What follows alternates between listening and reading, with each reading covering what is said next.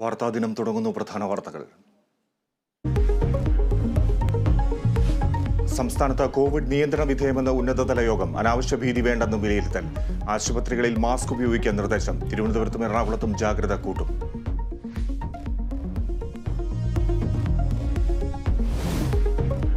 ബിജെപിക്ക് കേരള വിരുദ്ധ മനസ്സെന്ന് മുഖ്യമന്ത്രി പിണറായി വിജയൻ. കോൺഗ്രസിനും ബിജെപിക്കും ഒരേ നിലപാട്. ഗവർണറുടെ നിലപാടുകൾ പ്രകോപനം സൃഷ്ടിക്കുന്നുവെന്ന് മുഖ്യമന്ത്രി. പ്രതികരണം കേരള വിഷൻ ന്യൂസിന് നൽകിയ പ്രത്യേക അഭിമുഖത്തിൽ.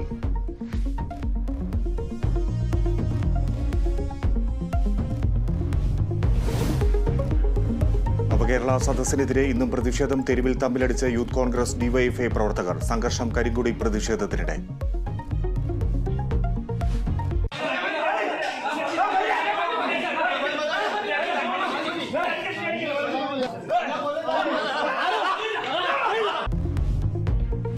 സർക്കാരിനെതിരെ പ്രതിഷേധം ശക്തമാക്കാൻ കെപിസിസി.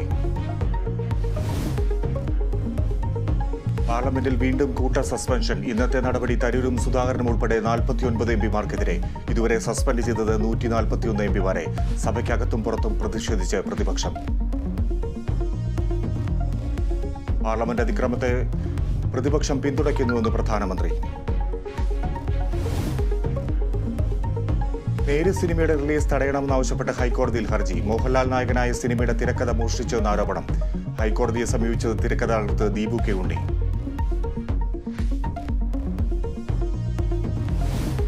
IPL ലേല ചരിത്രത്തിലെ വിലയേറിയ താരമായി Mitchell Starc. Kolkata night Riders സ്വന്തമാക്കിയത് 24.75 കോടിക്ക്. 20.5 കോടിക്ക് പാറ്റ് കമ്മിൻസിനെ ടീമിലെത്തിച്ച് സൺറൈസേഴ്സ് ഹൈദരാബാദ്.